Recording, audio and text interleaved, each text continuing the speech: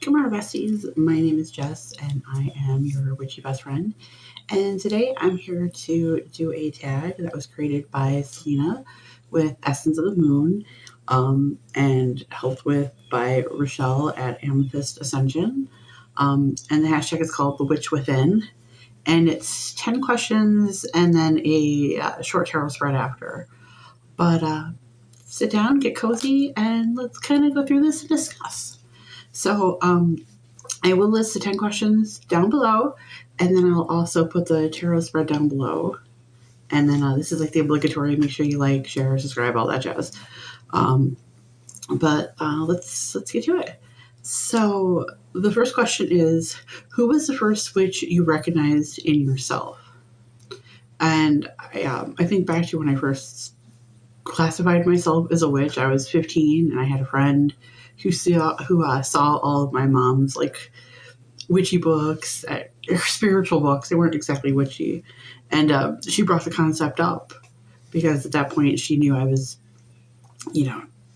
talking to dead people and things like that. And I'd been kind of like looking through mom's books, and it was the first time I kind of recognized like a divination witch in me.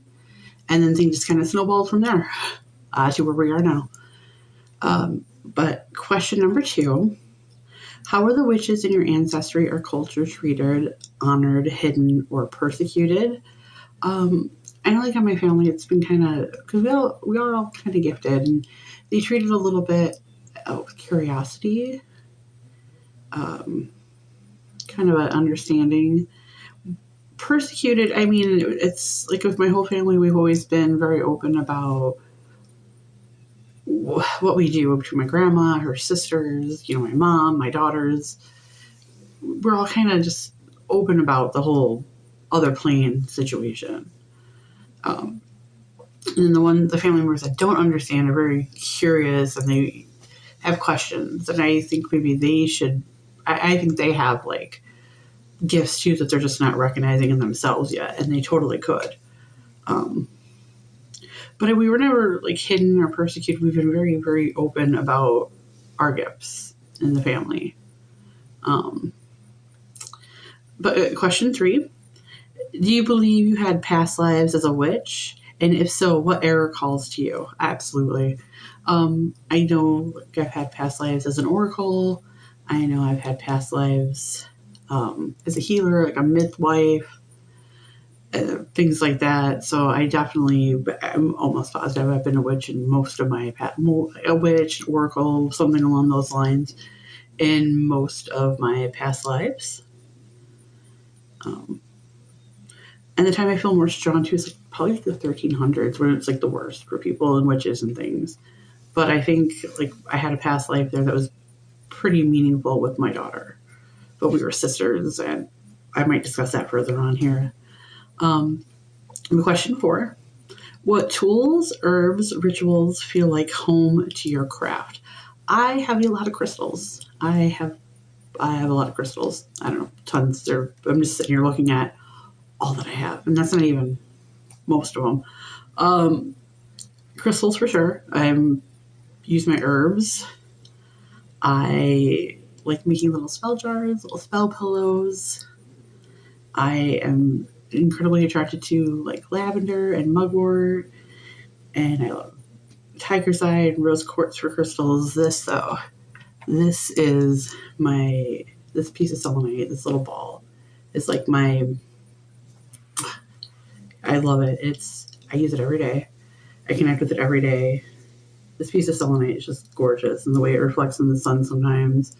And it's got all these like little, I don't know, it makes me feel very witchy. Okay. And then question 5, have you ever been gatekept or told you weren't a real witch, and how did you respond? In a previous area that I lived, there was a metaphysical shop, and I went in 3 times to get some things, just as like when I was starting to first come back to my craft and really trying to understand like how to be a witch again after many years of not doing this. And each time I went in, I'd ask questions or say this is what I want to do. And each time the worker told me I was wrong. I'm not doing it right. That's not how you can be a witch. That's not how you're a witch. So I just quit going there.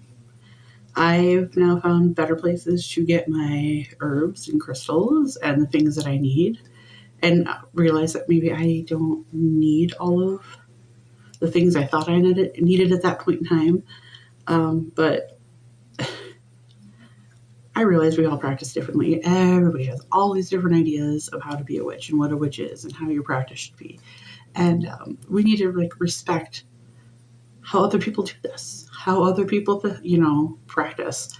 I've learned so much from watching all the videos in this community. I've learned so much from everybody around that it's giving me new ideas and how I can make my craft better. And I hope that eventually I can give people new ideas and how they can make their craft better as well.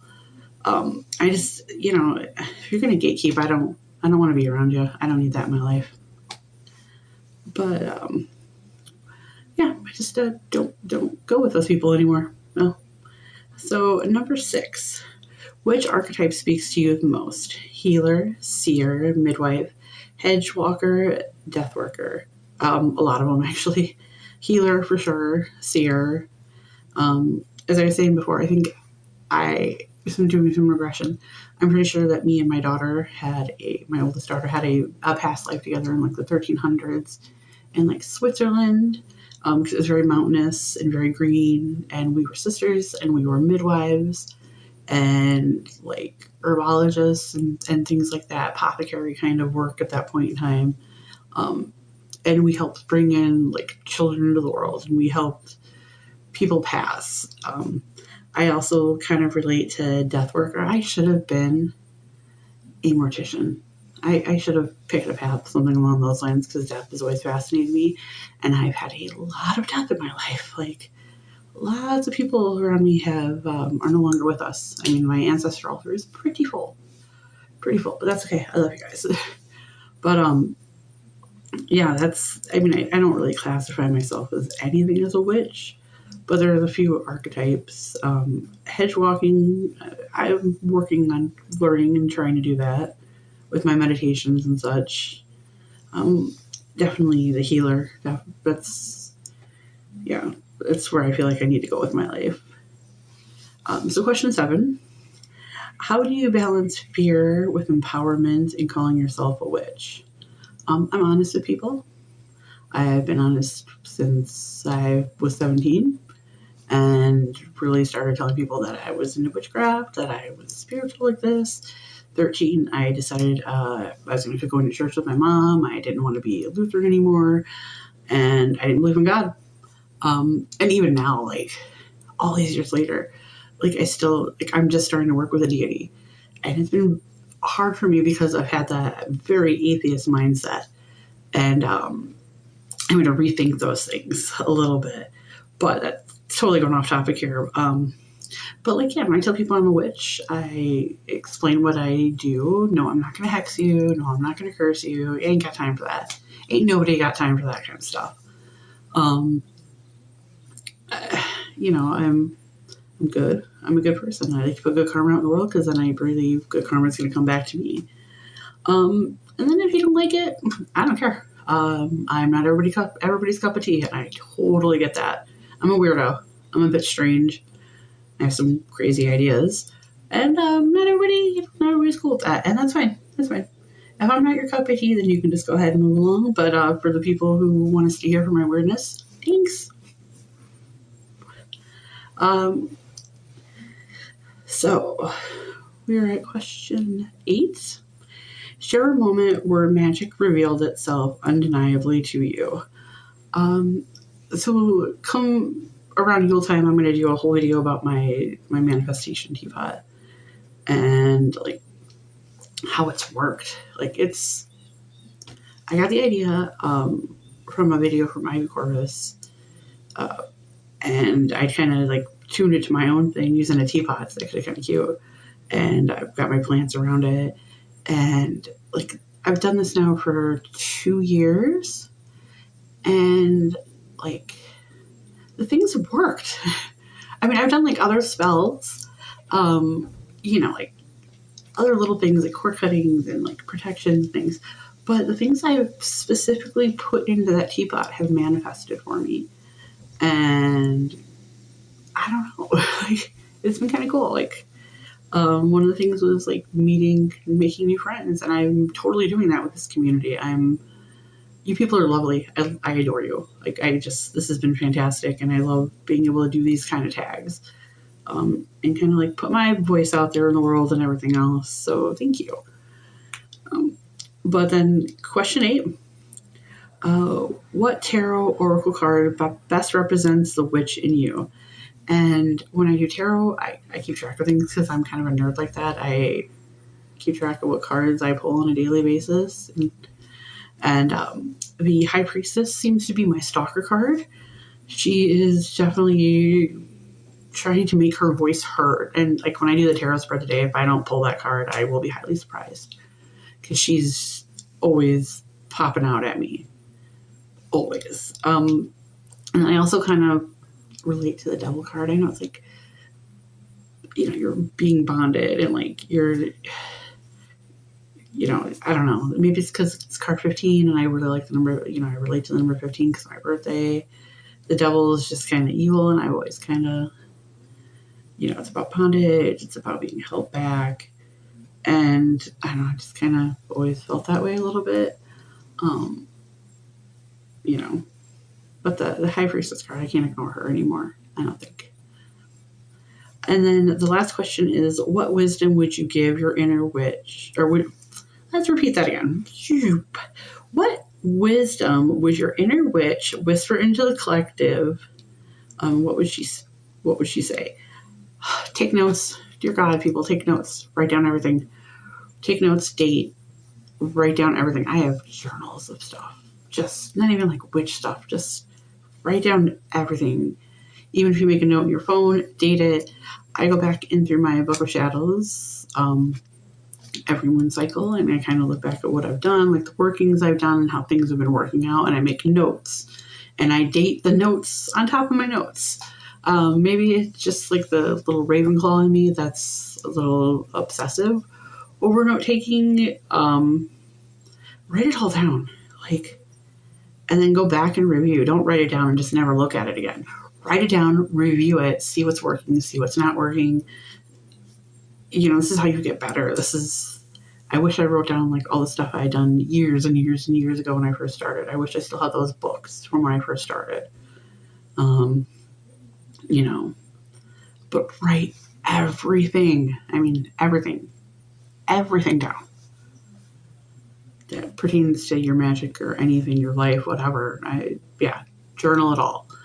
But for now, we're going to stop the questions, and then I'm going to flip things around.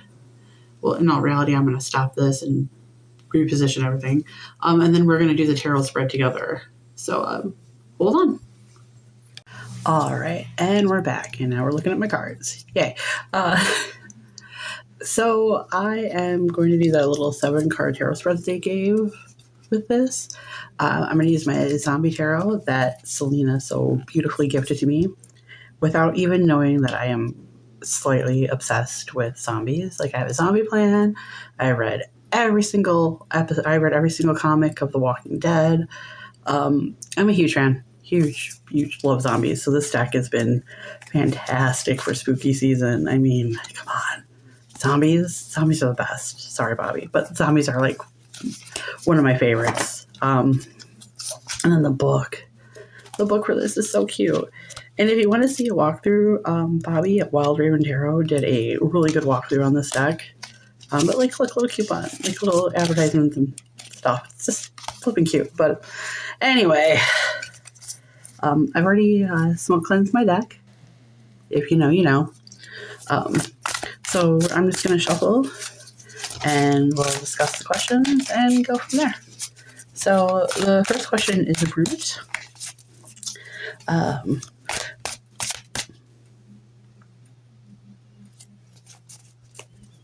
Let's see. So question 1, the root. Where the witch in me comes from. God, I can't read my own handwriting some days. It's the problems of being left-handed. So I've got the Queen of Hazards, and I'm going to use a book because honestly, I'm not very good with the these cards yet. I'm not very good with tarot yet. I'm still working. And you know what? Don't ever feel embarrassed about looking in the book either. Like, I've had people be like, oh, you're looking at the book or you don't know the cards yet. You know, I'm learning. Give me a set of playing cards though. I could read those for you like nothing. But let's see what the Queen of Hazards has to say.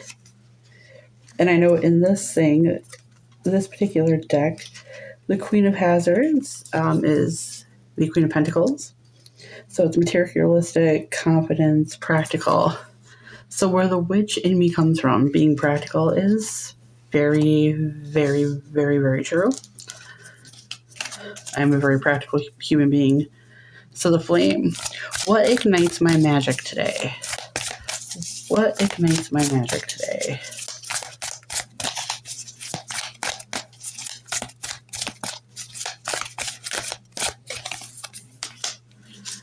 The Eight of Hazards. So that would be the Eight of Pentacles. And I think that's mastery. So invention, ingenuity, new approach. So I am coming at definitely doing a new approach with my witchcraft for sure. Like, I'm working with a deity. I'm putting more into it than I have in probably decades. So yeah, new ideas for sure. So 3, tool. A skill, herb, or ally I naturally work with. So I got the Chariot. I love that. Like, so I know that's movements, travel, progress, conquest. A skill, herb, or ally. So I'm going to take this as like my progress.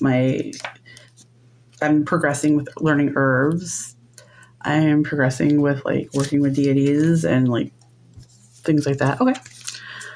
Number 4, my shadow. A fear, wound, or limitation that shapes my path.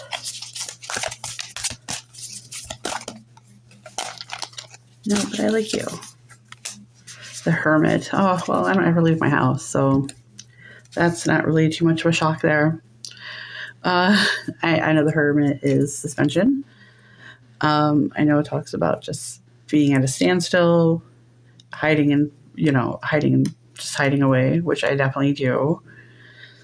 The fact that I don't ever leave my house, go anywhere, do anything ever is probably a little bit detrimental for me too. So it talks about solitude, respite, self-reliance, and I've always been very solitary about like my practice. I've never been in a coven. I've never practiced with other people, and that's like totally new for me now too. Meeting and like starting to get out of my shell a little bit and start working with others. The gift. What my witch self brings to others. Watch, I get the Tower.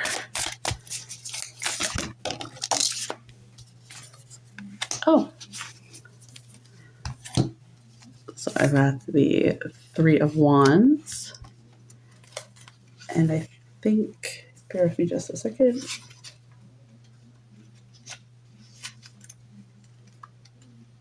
The 3 of Wands is cooperation, progress, group effort, and I definitely like to be a team player, and I work well with others. So my witch self is definitely working in collaboration, working together with other people. Like, I'm doing this deck, totally working with other people to bring myself out there a little bit more.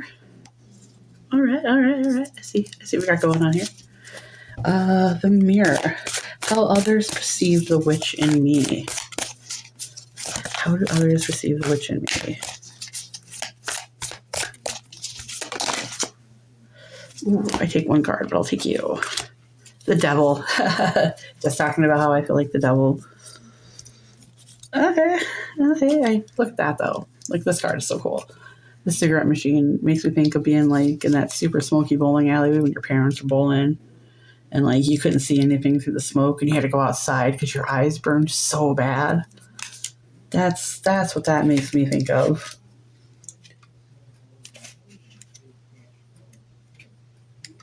And the Devil, temptation, excess, self-destruction. How do others perceive me? I mean, I do talk about breaking kneecaps on a regular basis. Maybe a little excess there. Maybe a little tempted to do it some days. Self-destruction. I've had a self-destructive path for a moment. I'm not as bad as I was. Things are better. Life's better. And then finally, legacy. What the witch in me is here to leave behind. The Knight of Pentacles, or Hazards. And he's just driving.